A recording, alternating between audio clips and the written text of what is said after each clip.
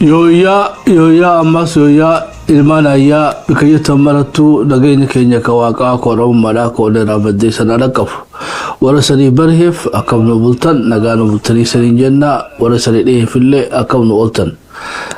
Salaamullahi alaikum wa rahmatullahi wa barakatuhu. Yoya radeebiidhaan asham halkafmune nuuru qariibu waan haadhafu welcome to Shabbo Media. Ewaga qomatenya nu ballis waan dubbannu nu midhaksi maritenya lee nu ebbisi xumura keenya lee waaqni tolchinna sagantaa teenya taararratti maastaplaanii moyyaalii irraa hamma boordeddeedhaa kiiloomeetira 1,400 ol karaarra nurratti labsame kan falmiin jabdu yeroo ammaa tana keessatti obboleen keenya kan hangafaatiin boronaan gaggeeffamaa jiruuf nullee gaawwaamichi nu gahaa jira. Falmiin kaleessaa maastaplaaniin finfinneedhaa yoo Oromoo hundi hammatte tanarraa toolaata maastaplaaniin moyyaalii rahma boordeddeedhaatoo irra callisuun toni maali laata gaa kanarratti bal'inaan keessummoota lama qabadee sanii dhiyaannee jirra. Jaalboontu sabaatii fi akkanumattillee jaalboruudha bal'inaan nutti deemanii meegaa dura sagantaa keenya seenuu dura akka aadaa Oromtichatti naga wal gaafannee kallattiidhaan gara kan sagantaa keenyaa seen obbo Boruugaa akka gadaatii fi akka baraatii fi dubartiidhaan dursaa akka tana beeytee nammarummanne abdii guddaan qaba. Boontuun gaa hangafallee na fakkaatti dhaloota tanaatillee waan diddu carraa boontuudhaaf kan yoo ati narra laaluu baatte boru. Haa ta'uuti dubartii beektaa nu dhaltee haadhateenna obboleettiteenna waan hundaa fi gadaallee keessatti dubartii hangafa kennee fi ayyee sii maandhatii jaamu. Ayyee galatoo maandhatee disiin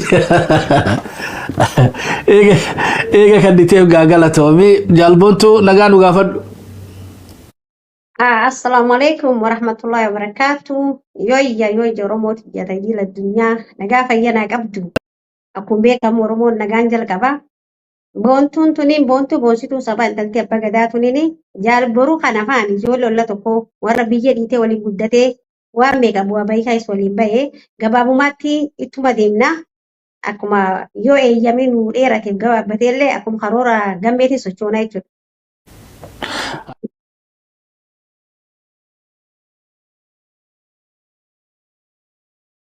Raasofnaa baga irraa hafte siin jechuu barbaanna. Gara jaalboruu mee nagaa nu gaafadha isanillee.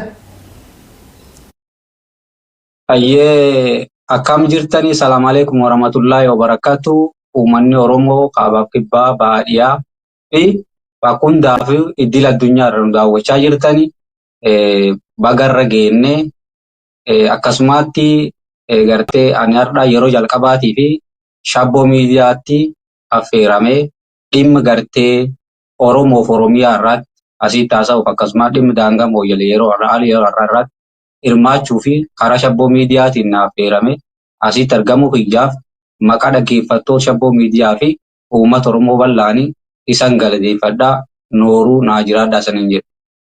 Ayyeenullee galatooma afeerraa keenya kabajanii yeroo keessan aarsaa gootanii asirra nu dhufuu keessaniif galatooma isaanii jechuudhaan gara jaalbootutti hin deebi'aa. Atiin seenarratti haasoo beeytee obbo Lammaa Magarsaa godhee jira jechuudha. Haasoo isaa san keessa dhugaan numa jirti. Dhugaan jirtu maali? Dhimmi daangaatii miti dhimma siyaasaatiidhaadha. Dhimmi beeytee dhimma Oromoo nagaa dhokkuudhaatiidhaadha. Dhimmi beeytee Oromiyaa fi Oromoo nagaa dhokkuudhaati. Duba ka jaalboontu kaleessaa kan Oromoo nagaa dhokkuun feene ifa jira jechuudha. Kaleessa wayyaanidha.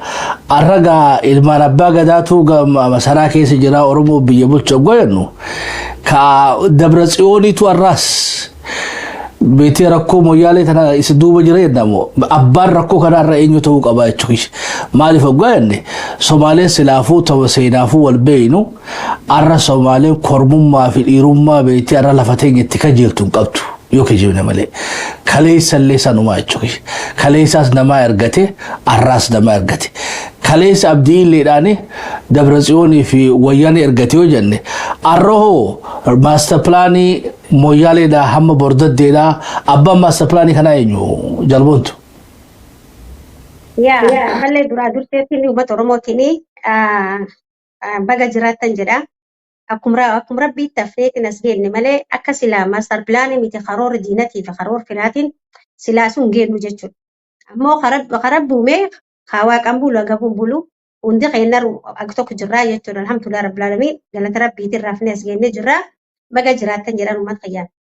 Lammeessoo ammoo shabboo miidiyaa sabaatii miidiyaa haqaatii sagalee uummata Oromooti sabaaf sablammiillee hundaa'uu bakka bu'eetiin uummata gartee saba cunqurfamaa akkasuma bifa Oromootillee wal fakkaatu karoorroo waggaa dheertuu irra deemteen uummata kanaaf dhugaa isaa habaasu jechuudha. Kanaafuu shabboo miidiyaan asirraa nu affeeruu keessanii fi hedduu takka galatooma saniin jedha. Gartee nu boonsitanii jirtanii kan callaa miti sa'aatii 24 osoo hin dadhabne jedhin gateetiin nu baadhatanii dhugaa saba kanaaf gartee baasuu keessanii fi nulles gannu baasuu keessaniif sabaatti galatooma saniin jedha. Gara gaafii keetiitti yoon deeme Oromoon tun dhaloota Oromticha irraa kayeetiin roorroo dhooftu tanaa jiruuf jedheetiin hedduu carraaqee jechuudha. Dhalooti Oromootu iyyuu marsar pilaanumaa jechuu dandeenya. Maal jennaani marsar pilaanii akka sadiitti Oromoo dhufee jechuudha. Marsar pilaanii tokkiin sanyii duguugaa namummaa irraatti gaggeeffamee jechuudha. Dhala namaa mirga dhala namaa dhiibuu. Tan lammataa Oromoo diinagdeen dhiibuu. Qa'ee isaa keessatti akka inni hin horsiifanne baalabbaatii waan jedhan kan irraa kayeettiin itti dhufee jechuudha. Tan sadaffaa ammoo ta'amma bifa lammataatiin Oromoo arada Oromoo hundaayyuu saba tokko gaafa keessa buqqisan arada isaa keessa godaansanii lafi isaanii sabni biraa namni biraa hagar biraatti dhufeef kachi qubatu roorroo tan keessatti dhiibee arada sunirraa buqqisuun itis totally genocide jechuun sanyii duguuga jechuudha. Sanyii duguuga dhala namaatti ilma Oromoo addunyaa irraatti ittiin gaggeeffamne irraatti saba kanarraa gaggeeffamee jechuudha. Ammas wanni kun ka'umsi isaa waan kaleetti farra osoo hin ta'in dhaloota Oromtichaatu Oromoo kaleessa gada isaatiin bula. Erga sirni gadaa Oromoo cabeettiin gartee warri amma tana Habasha jedhan kun harreen Minilikii harree nuti jarii Minilikii harree baadhatee dhufe harreen sun warra nu fakkaatu tokko jira warra gartee injiraan wayaa keessa kan maqaan isaanii Oppidiyoo jedhama bara san keessa warra Kokuma Dammaqsaa fa'a warra gartee Juunaddiin Saaddoo kanaa kanfaa haduraa dhala tokko jira Badula Gammadaa fa'a warra kun ni jira jechuudha. Dhalooti kunini Amaar irraa dhalata Oromoo irraa dhalatanii warra gogaa gartee waraabessaa gogaa oola uffatanii nu keessa duuda nu keessa deemanii jechuudha. Oppidiyoo jedhamaa jechuudha. Uummanni kun akkuma gartee harree Minilikii biyya keenya dhufteen gadaan Oromoo cabee qa'een Oromoo haphatee saamichi lafaa saamichi seenaa saamichi Oromoon akka sadarkaa heenirra dhuftee sirra dhuftee addunyaa tanirraa waakkatan keessatti dhalooti isaa addunyaa sun biyyisan keessa waakkatan keessatti akkasuma hundaayyuu uummata Oromoo seenaa awwaalanii eenyummaa isaa awwaalanii sanyii duguugan har'a jala hin qabne gaafa sun gaafa harree Minilikii qaeteen dhufte gaafa boonaaf boontuu harree sun Oppidiyoo jedhamtu tun taarra sirna kanaan cuuqamtee micciiramtee as baate kun siigalee Oromoo aadaa isarraa mulqanii afaan isarraa mulqanii amantii isarraa mulqanii sirna moofaaf doofaa kana keessatti qa'ee Oromoo keessatti oda Oromoo buqqisanii siigalee qa'ee Oromoo keessatti gadaddoo uffisanii warra kanaan nutti dhalchee jechuudha. Harree nu teennaa ammoo harree teennattu dhiitettiin ilkaan nurraa cabsee jechuudha. Oppidiyoo jedhamtu taate. Erga san irraa kaasee uummanni Oromoo roorroo isaa akkuma itti fufeetti qabsoo isaa akkuma itti fufeetti ofirra jiruu fi dhalaa dhiiran sanyiin ilmaan warqituu irraa ka'ee asii galaan taakee naannoo Oromiyaatiif sanyii duguuga daangaa irra taambatan irra eegaltan Finfinneen dura Oromiyaa yeroo bakka lamaatti Finfinneen magaalittiin guddittiin Finfinneedha Shaggar. Akka isiin Adaammaa jijjiiramtu yeroo Juunaddiin Saaddoo fa'aan pireezidentii naannoo sunii turan jechuudha. Sun yeroo sunitti barattoota yuunivarsiitii garta barattoota yuunivarsiitii finciltee jechuudha. Duudha afaaniin aadan yeroo sanitti barattooti kun wal jaartee marsar pilaanii jalqabaati jechuudha. Kan ijoolleen barattootatti wal jaartee qote bulaan horsiisee bulaan yeroo sunitti irratti hirmaachuu hin dandeenye akka ammaa kanaa miti. Waggaa 20 ol yeroo san waggaa 24 isaati. Fincilee yeroo jalqabsan fincilli diddaa garbummaa yeroo sunitti warra akka Casfaa'uun Gammadaa fa'aa keessatti warra gartee jaalmarroo kan fa'aa barattoota akka geerarsuutu fa'aa tokko lamaa miti barattooti gaafasii caasa gaafasii jechuun illee caafamne gartee haayiskuulii jirraa jechuudha. Boruu yeroo sun barataa kutaa 8 an barattuu kutaa 9 ammoo ijaarsa gaafasii marsar pilaanii dur dhaabbachuun bosona Cilaaloo gubanii qa'ee Oromoo haphisanii Finfinnee akka isan gartan kan fuudhaniitiin meqelee diqqoo karoora isaanii achitti ijaaru waan biraati miti seena sanyii duguugati miti halafa dachiiyyuu margaa miti maani miti biyya nu saamanii jechuudha. Gara jamummaa isaaniitiin diinni kaleessa nutti dhufee fi kan itti nu fideellee nu saamaa nu saamsisaa ulee diinatiif firaa dandamatti Oromoon as geette jechuudha. Marsaa pilaaniin jalqaba kan irra eegalee jechuudha. Ilmaan Oromoo nama gar 300 yuunivarsiitii keessa gaaf dismiis godhan nami jalqaba sagalee gartee ajaa'iba tanaan sagalee kiiloolee tanaan cina dhaabbate baandii gartee Oromoota kaleessa wal ijaarte suduuda wal ijaarte qabsoo bilisummaa Oromoo 1973 irraa eegaltee sani achi Oromoon gartee fincilaa ture ufbaraa ture waldaa afran qallooti waldaan afran qalluu kun barattoota akka inni ijaar godhe waldaan mancatuu lama akka inni ijaar godhe waldaan mancatuu lama beesin isaa Finfinneedha. Siigalee yeroo saniitti ammoo yeroo harree mililikii dhufti san keessatti halabsaan labqabatan keessatti warra Taaddasa Birruufaa jira. Siigalee isaan dammaqinnaan itti himaa turanii yeroo lama sadii xaalaan itti barreeffame waldaa mancatuu lamaatii fi addi bilisummaa Oromoo yeroo sunitti qoto qof hin barre gaalla nuun jedhan qottuu nuun jedhan kan gartee kun ammoo qottuun maal akka isaatii fi maal akka isii ta'e faamasiin maal akka inni ta'e namni lafuufi qabu baalabbaa ta'e jedhan yaamamu abbaan yaamam biyya abbaa malee abbeera hin qabdu marsaa pilaaniin akkanaan irra eegalee jechuudha. Barattoota dismiis godhanii waldaan afran qalloo kun wal jaaree Oromoon guutuu wal jaartee siigaltee ka'umsi isaa yeroo suni warri akka gartee galata galchaa fi warri akka diriirsaa faan warri akka Kadir Sayid faan warroottan gartee adnaan keessattuu barattoota Oromoo rasaa sana kaanii jedheetiin warra Kusmaayoo Muusaa faan warra madaa keessatti waggaa 8 qaqqaalamee itti gubatee itti caalii callan qottata keessa seena kaleessatii jechuudha yeroo dhalan. Oppidiyoon jalaa dhalannu anam intal umriin tiyyi 92 dhaladhe umriin tiyyi 34 deema jechuudha. Yeroo san waan bililikki hin beeknu abbootiteen fuudhanii sanyii duguuganii harkamuu laaf harma muraan gara geeggessan. Sanyii duguugan irraa geeggessan afaan Oromoo reediyoo cabse jedhan seenaan Oromoo bishaan keessa ba jedhan haati siiqeen balaaleffamte sirni gadaa hin balaaleffamte gada Oromoo keessa gadadda uffisaniitiin muki jiidha miti mararfannoo malee gammoojjii biyyi isaanii kaaba dhufte tun bubbiftee dhufte bubbeen tun qayeteen guutuu sunaamii gootee awwaannisi qayeen utuutee jechuudha ilmaan gara haadhaa Oromoo fuutee kutaan gandaan amantiin qoodee jechuudha awwal nu wallaalchisan jechuudha. Ka'umsi suni fincili gaafa jalqabu suni golla Oromiyaa guutuu raasee akka sadarkaa haayiskuulii gad dhufee durra bu'ee jechuudha. Agaandeenya darajaa yuunivarsiitii irraa haayiskuulii irraa boruun barata kutaa 8 yeroo san sadarkaa adda addaatiin wal ijaarree gumii afaaniif aadaa guddisuu Oromoof hin jechuu yakka. Akka sadarkaa Oromoon uf bartee eenyummaa sii bartee qoma ittiin dhaanattee gadeetti siin dhaanatta kanaa miti. Duri fardaa harreen hin dhufte fardiin adamsaa akkitti wal deemaa turan kan Oromoon baadiyaan nagaa nageellee booranaa araribaaleen nu hima marra bisaan lafteennaa Oromoo teen hin dhibina ka'umsi qaba wanni hundi barattooti haatee fichille abba isaattu kalee roorroo falmate abbaan isaa elemoo qilxuuti gartee nama gartee qaamii hirruu qamiil bakkar waaree garbummaan tochiti siigalee achirra wal dhooftettiin Finfinnee jiddu buute ilmaan agariitu lubbuu fuudhanitti fannisanii. Qayeen mul'atu baatu qayeen qajeela dooyyoo akkanaa dhaabatte qayeen kaleessaa gartee fantaallee gaarraasa fantaallee fakkaata gammoojjii miti gatti itti nuuftuffisaniitiin lafateen kaleessa tamaal fakkaatu illeensa bareeda maal fakkaatu nuuf faalanii garbummaa nutti uffisanii jechuudha. Man made politics sanyii duguuga nurratti geeggeessanii jechuudha. Kan waaqanii dhufiin saba bareedaa amantii bareeda qabu haada bareeda qabu waan kanatti dhufaniiti gadaddoo nutti uffisanii jechuudha. Sababsanii barattooti wal looftee ni fincille jechuudha. Fincilli deemuun deemee fincila lammataa 2004 barattooti yuunivarsiitii ammoo 2001 yeroo sii fincile. Wallahee golla Oromiyaa guutuu dhaheetiin Baaleerraa daangaa Oromiyaa guutuurraa haga iskuuliitiif akka qotee bulaa Oromoon dammaqee of bare. Dammaqaa yaalmaan biyyaa kaleefaal machuu wayyaa.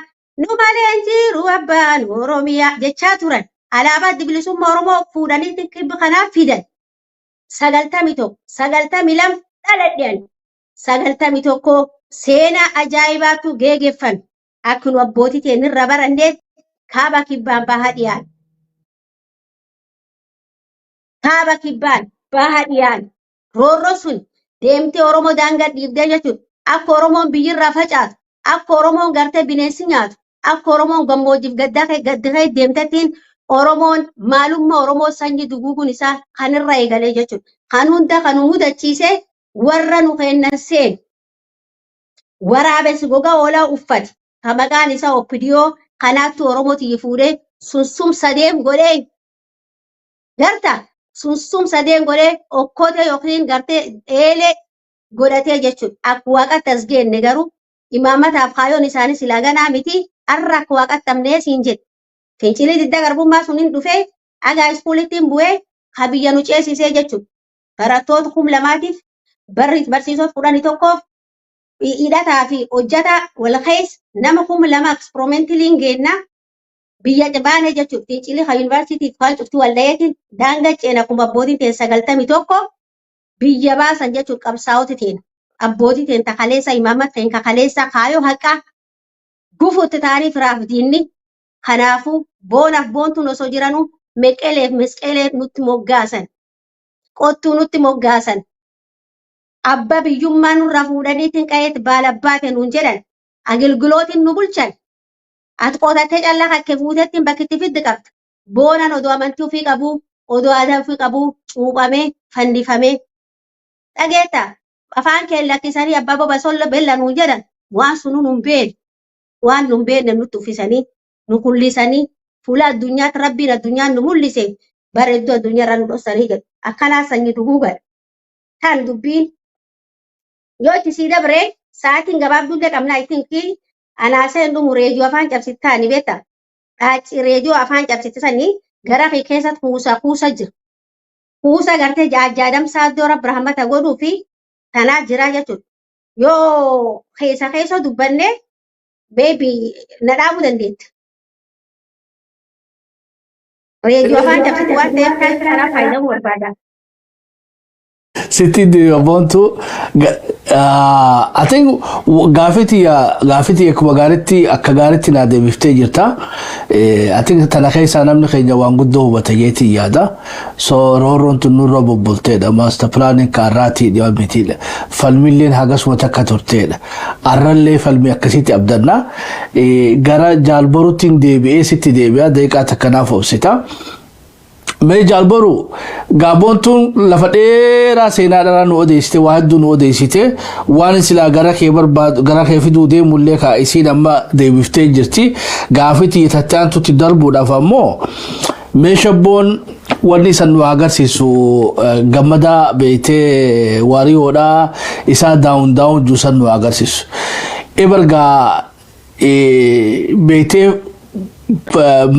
amma ummanni dilli kulka agartan kuni wahumarra moyyaale irratti labsamee gad beekata moyyaaleedhaa tanarra jabduudha beekadha wanni akka namni keenya beeku qabu dhimmi akkanatti daawun oromooti jechaa jirtu beekadu master planning finfinneedhaati master planning finfinneedhaa beetee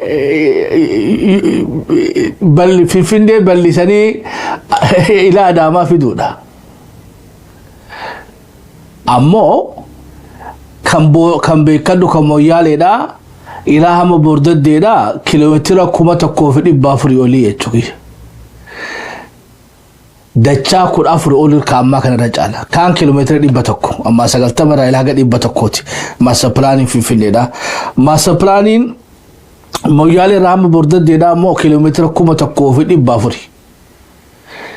Master planning finfinneedhaa.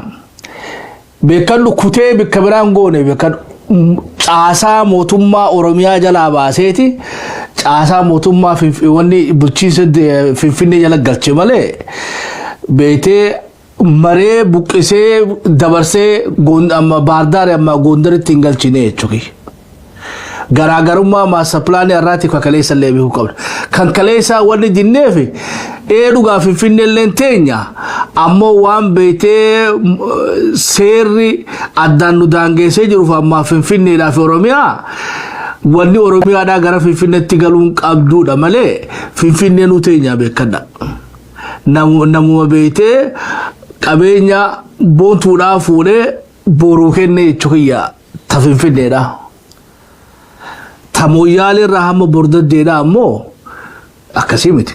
Tokko kiiloomeetira 1,400 lammaffaa barguutumattuu naannoo biraatiif Somaaliidhaa dabarsanii kennuudhaati. Oromiyaan kana booda jiraachuu dandeessi jechuudha.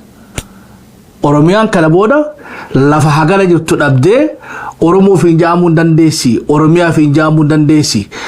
Gurmuun akka kalee isaa tun arroleen hin barbaachiftu dhamma. Shabboon beetee haan agarsiisu gurmuun kalee isaa san hin barbaachiftu. Akka gurbaa sanitti daawun master plaanii beetee Finfinnee jeetti daawun master plaanii Moyyaaleedha kan jiru hin barbaachiftu. Gurmuun guddoon akka Oromoodhaa tun hin barbaachiftu irra falmiin tanaa olu ta'uu hin qabdu jechuudha. Wanni nuti argaa jirru ammoo ba'aan ammaaf Yaabaloo irratti Moyyaalee irratti Dumbuluqii fi naannoo haga tokko irratti hafee jira. Dhiiroo bara miidiyaan hin jirre sanuu akka fakkaannu akkasii jechuudha. Bara arra miidiyaan jiru gaafalmiin kanaa ol jabaachuu hin qabdu. Akka ilma Booranaa tokkotti akka hangafaa tokkotti obboleen kee kan sikkoo fi maddootiif kan beetee Harargeedhaatiif kan Walloodhaatiif Wallaggaaf kan Tuulamaa kan Jimmaa Iluu Abbaa Booraa kan Gujii guutuu Oromiyaadhaatiif dhaamsi ati dabarsuu barbaaddu maal jechuudha. Tokko master plaaniin kalee isaa xiqqaan sanuu hagas nu falmachiise. Master plaaniin Moyyaaleedhaa hamma Bordoddeedhaa ha kiiloomeetira 1,400 falmii kana cimuu qabdu adeero.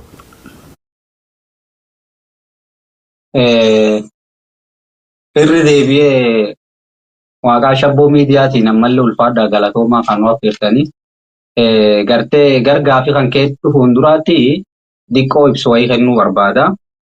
Gartee biyyittii Itoophiyaadhaan tuni biyyi gartee sabaaf sablammootaan ijaaramte akka ijaarummaa biyyittii sunitti biifsuniin jirti. Ammoo mootummootii gartee biisuun bulchaa turanii mootummoota humnaan biisuun qabatanii gartee caasaa istiraakshikii gartee biyyittii silatti hin buluu qabdu hin bulanii gartee humnaanii tooftaa mataa ofii baafatee bulaa turte. Baroota amma gartee dhaloota kennaa dhaloota wayyaaneeti dhalooti nu beeknu. Dhalooti wayyaanee kuni mootummaa wayyaanee gartee haalli bulchiinsa isa qoodanii bulchuu gartee sirri qoodanii bulchuun biisuun bulchaa ture. Sababi isaa gartee sabni gartee uummatii naannoo Tigraay suni yookaan mootummaan Tigraay suni sabbichuu keessa dhufe. Sabni bicuun kuni gartee yoo qoodanii bulchin biyya gartee ulfaattu gartee sabaan zirguddoo sana humnaan bulchuu hin danda'u qabate. Tooftaan inni baafate maali? Gartee divided and rule yookaan gartee qoodanii bulchuu fayyadu sun jechuudha. Kan keessatti gaafa qoodanii bulchuun biyyi bulchaa taate gartee sirni bulchiinsisanii dheerataaf maaliif onne gartee uummati naannoo waliin jiranii danta mootummaa irraa fuuldeeffachuurra kan keessatti gaafa qoodanii bulchuun biyyi bulchaa taate gartee sirni bulchiinsisanii dheerataaf maaliif onne gartee uummati naannoo waliin jiranii danta mootummaa irraa fuuldeeffachuurra danta waloo fuuldeeffatan jechuudha. Maal jennaan mootummaan guyyaa guyyaanii hojii mana uummataa baasa jechuudha. Yeroo tokko Soomaaleef Oromoo waliin buusa, yeroo tokko Amaaraaf Tigiree waliin buusa, yeroo tokko Beenishaangulii fi Oromoo waliin buusa jechuudha. So haala kanaanii biisuun bulchaa ture jechuudha mootummaan TPLF. Kan keessatti qabsoon uummata Oromoo takkaayyuu oltee bulteen dhaabbanne gartee baroota gartee dukkanaa kan jedhan suniyyuu keessatti takkaayyuu bulteen dhaabbanne qabsoon golaan gartee dammaqaa dhufte jechuudha. Barattootiinis dammaqaa dhufte, haawwanii abbootiin uummanni Oromoo akkuma jirutti dammaqaa dhufe. Maqaan gartee Oromoo jedhu kuni hamma tokko ijaarama adda bilisummaa Oromoo keessatti gartee Oromoo ijjitti godhe jechuudha. Yeroo kanaatti ijaaramuu OPDOtiyyuu keessatti gartee addi bilisummaa Oromoo galata guddaa qabaaf OPDOdhaaf. Yoo addi bilisummaa Oromoo hin dhalatin OPDOon hin dhalattu jechuudha. OPDOon tooftaadhaa fi kagartee mootummaa wayyaanee uume jechuudha. Makkamiif kaleessa addi bilisummaa Oromoo yeroo qabsoo uummata Oromoo dhugaadhaan gaggeessaa tursanitti OPDOon hin jirtu maqaan sana. Gaafa addi bilisummaa Oromootii fi wayyaanee waliin chaarter seentu gartee addi bilisummaa Oromoo kun uummata galaana kana narraan fudhataa mootummaa biyya kanaa ni fudhataa maqaa jedhuuni gartee booji'amtoota dargii mootummaa wayyaanee achi keessatti mootummaa Eertiraa walii galee achi keessaa boojamtoota jaaree jechuudha. Boojamtooti suni OPDO har'atan jechuudha. Gartee MPP'n jedhu warra kanaan OPDO har'annaan malee maal jennaani isaan kun kanuma gartee hootii jijjiiratan malee namni jijjiirame hin jiru. Gartee OPDO irratti uumamte gaafa OPDO irratti uumamtu addi bilisummaa Oromoo dhiibame biyyi keessaan bahee OPDO'n hootii wayyaanee uffatte gartee biisuun keessatti biisuun waliin bulchaa turanii yeroo biyyi waliin bulchaa turanitti uummati Oromoo cunqurfamaa ture, ajjeefamaa ture, garafamaa ture, lafisa irraa dhiibamaa ture, daangaan isa saamamaa ture. Gartee kan saamsisu mootummaa yeroo sun jiru fi OPDO har'a tanaa waliin saamsisaa ture jechuudha. Daangaan Oromiyaa yeroo sanitti gartee daangaan Oromiyaa akka seenaaf tolullee namni nu dhageeffachuu jirullee daangaan Oromiyaa daangaa koloniin sarare. Daangaan har'a lafa kaanii namni gartee waggaa 3-4 jidduu sarare hin jiru. Daangaan Oromiyaa daangaa koloniin sarare.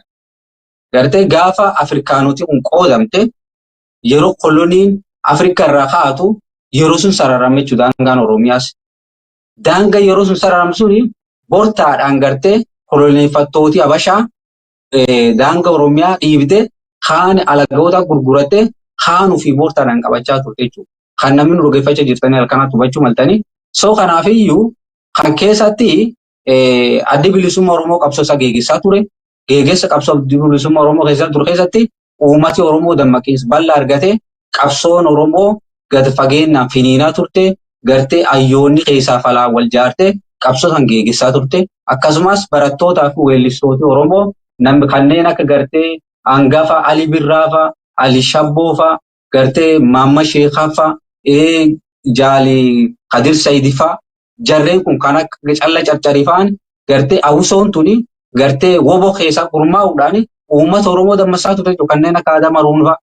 So kanaafuu yeroo kana dammaqinsi Oromoo ni bal'ate gartee wayyaaneen hudhama keessa seente jechuudha yeroo kanaatti. Yeroo addi bilisummaa of jabees kanatti wayyaaneen hudhama keessa seente roorroon uummata Oromoo irratti daran hammaate. Yeroo kanaatti maal ta'e wayyaaneen beekaa Oromoo kaan biyyaariyee kaanidhee kaan ukkaamsee haawwanii fi abbootiiwwan gartee hanga qabeenya Oromoo saamutti itti fuufe jechuudha. Kan keessatti qabsoon Oromoon dhaabbannee itti fuuftee dhalootii jenereeshinii irra kuni gartee qabsoo isaa itti fuufee ni barate gaaf kaan gartee karaa kaakuuf abaaboon isa qulqufta kaan ni qabate dhalooti amma kuni qabsoo isaan finiisee amma gaafa fincil didda gabrummaa bara 2001 barattooti Finfinnee fincil geeggeessituutti ni geeggeeffame achirra kaasee bara 2004 kan qaamaan keessatti argama akka barataatti gartee fincilli sun ni dhoo'ee biyyi suni gara kufaatiitti finiise jechuudha. Sun kan keessatti nutis fincil suni eega jalqabne biyyi sun kuffisuuf namni gara 1847tti baqannee biyyi mootummaa keenyaatti harka laanne mootummaan keenya ammoo bara 2004 baatii sadaffaa keessa yeroon sun mootummaan keenya mootummaa wayyaanee waliidhaan wal ta'uudhaan humnaan barattoosanii biyyaa deebise jechuudha. Namni akka gartee jaal addunyaa dhaabaa afaan har'aa du'aaf jireenya isaa garraatti nu haquu hin qabne kakaleessa waliin falmii geeggessaa ture.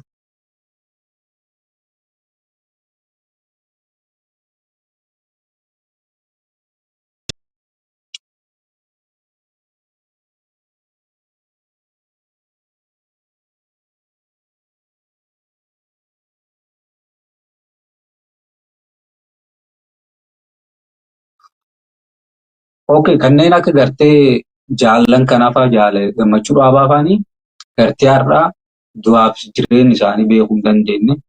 Kuni roorroof gartee dhiibbaa gartee cunqursaa uummata Oromoo irra gaheetti har'a hin godhachu.